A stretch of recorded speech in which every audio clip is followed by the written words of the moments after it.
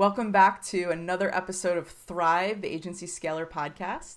And today we are talking about what it means to create a referable brand. And I have the referable brand expert with me, Michael Roderick from Small Pond Enterprises. Michael is the CEO of Small Pond Enterprises, which is essentially at the cross-section of relationship building and thought leadership. But I'm going to leave it at that. And Michael, let you talk a little bit about what that actually means, and then we'll dive into the referable brand. Sure. So basically, my work is really focused on the idea of how do thoughtful givers become thought leaders? How do people who are really great at helping everybody else sit down and actually say, well, what do I want to put out into the world? What do I want to create? And from the referable brand angle, it's about what are you doing that's your own intellectual property? Because most of the time when people are creating content, they're usually just kind of parroting the other things that are in their industry. So I like to help people really dig into who they are and what do they want to put out into the world. So this is like a deep dive into unique value proposition, market positioning, but it's like much more specific, sort of just Exactly. really driving that home. Okay, cool. Yep. So let's start with what does a referable brand look Sure. like from the external point of view? What does that Sure. look like? Yeah, so basically, a referable brand from the outside is that thing that you can't get out of your head. It's kind of the classic, the Sondheim lyric, it's got a tune you can hum, right? And whenever we hear something that we'll be happy to share with our friends, we'll be happy to tell people about it, that usually means that it's in the referable brand area because it's something that is very, very easy to transfer in terms of knowledge, as opposed to something that feels complex, and it makes us look good whenever we share it with somebody else. That's a big part of a referable brand is it's something that when people talk about you, it makes them look good as opposed to just making you look good. Because it's something that's different from what they've heard before. It's easy to understand, and it's just a new concept that they could potentially implement in their own company or just talk about with other people. Exactly, and it helps them think differently. Yeah. So the core difference between the people who work in a space of more like thought follow the leader is the fact that they are always kind of teaching like this is how to do something, and thought leaders are much more in the field of this is how to think differently about something. Right. So it's creating that brand to get people to think differently. Got it. So I imagine that it is going to start with some type of really deep dive into the competitive landscape. So for creative media and tech agencies that are kind of watching and listening and thinking about this, what do they need to be looking at or thinking about when it comes to looking at their competitors? Yeah, so I think the most important thing is to understand the difference between, I have a concept called the container versus the contents. And the idea there is that there are a lot of words that fall into this category of containers. They're very broad terms. A lot of people are using them all at the same time, and they're just trying to sort of riff on those words.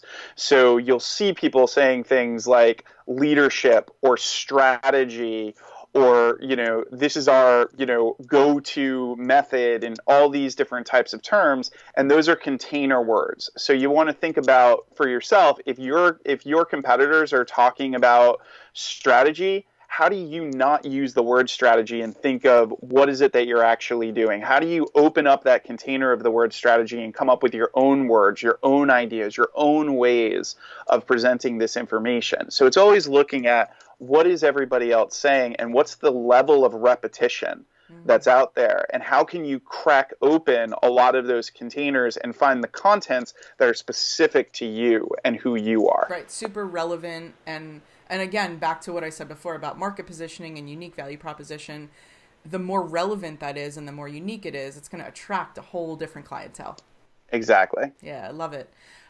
So let's talk a little bit about the importance of why. I know you're a big Simon Sinek fan, as am I, and the importance of the story behind the brand and why the why is so important.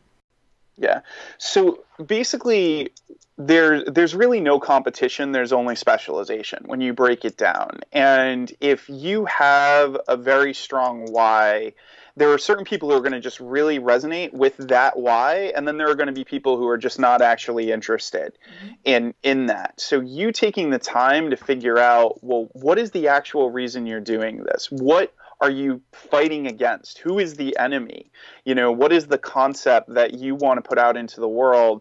If you're really, really specific about that and you're tying it to your own experiences, or you're tying it to your own beliefs, as long as you're really sticking that stake in the ground, you're going to attract the people who also feel that way. And you're going to repel a lot of the people who are just not the type of client that you want. So it's so important to take the time to really dig into that. And a lot of the time we just don't. A lot of the time we just kind of come up with these broad terms, these broad concepts. And in order to find the specificity, you've got to dig deep into who you are. Right. And what you're all about, because that's where those words are going to come from. That's where the language is going to come from. That's where the story is going to come from. And that story is what's going to attract those ideal clients. Right. I couldn't agree more with that. I actually just want to take a moment because you just reminded me of you have this daily newsletter that you put out, this daily email, which I've been subscribing to for, I don't know, it's got to be going on about 2 or 3 months. And in the beginning, I was like, oh my God, this guy puts out a daily email? That's crazy. Like, how do you do that? But it's not only digestible, but the concepts in it are very along the lines of like a Simon Sinek type of thing. But I feel like they're more approachable, more relatable. And I don't know if you saw, I actually tagged you on Instagram this morning, but I used exactly what you said in one of your previous emails this week, which was exactly, why are we doing this? Right? Yeah. So reflection instead of action, like that really, really resonated with me. So I hope you saw that I tagged you in there. Oh, thank you. Yes. But anyway, I wanted to mention that because if any of the agency leaders, listening or watching today, definitely subscribe to this. I mean, it's a free daily email. I think you get a ton of value out of it. And again, to your point before, it's just a different way of thinking about things. And it's definitely changed the way that I've thought about a couple of things so far. That's awesome. Yeah, thank you. So let's talk a little bit going back into this whole idea of memory markers and using language that's memorable but also unique. To what you said before, there are these container concepts or these container words that everyone else in your industry is using. I think we could even put things like digital marketing in there. I mean, It's like the same thing. How many people are looking for a digital agency? Nobody's a full service digital agency. We know that. Right? Exactly. Like, you don't do everything with the 15 people that you have on staff. But I think it's important to start talking about these memory makers, what you call them. And so I just wanted to hear a little bit more about that. Sure. So basically, there are lots of tools out there that help people remember material. There's mnemonic devices that we have, and in some cases, that's something as simple as a rhyming couplet, and in other cases, that's an image or that's a metaphor that somebody gives. But the core thing is you want to be able to trigger something for someone so that they're remembering your content whenever they're out and about. So if you are, let's say, describing your process, and you describe your process in relation to something that everybody does or that a very large number of people do, then what's going to happen is the next time that they're in that environment, even though it has nothing to do with digital marketing, has nothing to do with agencies, they're going to remember you for that.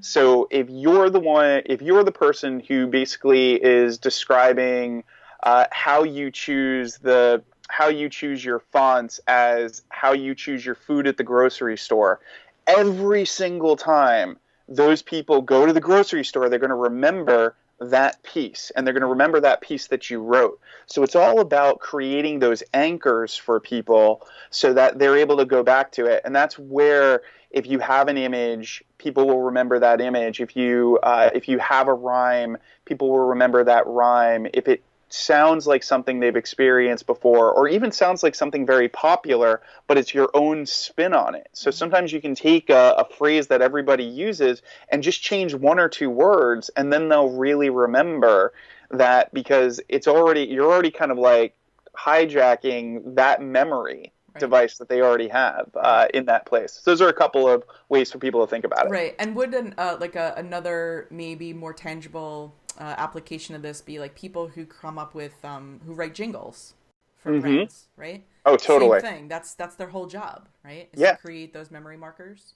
Exactly. Yeah. So anytime you have a jingle, the idea is you want people to be humming that jingle at times when they are nowhere near your brand, Right. Like when I right? was unloading the dishwasher the other day and started singing the State Farm commercial, like that. Exactly, totally like that. And Right. it's that thing. Like if you were saying it outside of the industry, Right. then you've really committed it to memory. You've really started to use it. And when people come up with those things, that's why the brand just moves in a much more prominent way than, oh, well, this is just another company that fits into this box and into this story. Right. And then the ones that fit into those boxes, they're essentially commodities, right? They're looked at as Yep, commodity versus valuable, right? Or exactly. specialization or, whatever the term that is you want to use. Yeah, and Yeah. that's the thing is that aspect of when you have that specialization and when people see you as, oh, you're the person who talks about this specific thing, or you're the one who does a really deep dive in this area, people will want to spend more money because they see you in that specialist Right. category as opposed to, oh, well, I can just find somebody who, will do that for cheaper Right. when it's that commodity mindset. Right. It's that the execution firms and things like that. There's one example of one of my strategic partners and this woman who I think is amazing at what she does, and she calls herself or her methodology compassionate management, and it's Mm, all around the idea of training millennials, like mid-level managers who are millennials who have never potentially managed anyone before, training them to be better leaders and be compassionate to their reports, but also holding them accountable, and that delicate balance between the two, and then also mm, teaching some managers that might be a little bit older how to sort of be compassionate and hold accountable their millennial reports, right? So it's all about this very, I mean, that's a pretty specialization, a very very specific specialization, yeah. but it's the every time I talk about her, and I talk about what she does, everyone's like compassionate management. Those are like at odds with one another, Yes. So that's why it's really easy to refer her. Yeah, and you're also that's another very powerful memory device is contrast. Okay. We remember contrast very, very easily. So when somebody presents one word and then the following word is something that we wouldn't necessarily think would come together, Yep. we remember that more often, and we're like, oh, well, that's a different way of that's a different way of looking at it. Right. So thinking about those points of contrast can be really, really solid memory devices. Mm-hmm.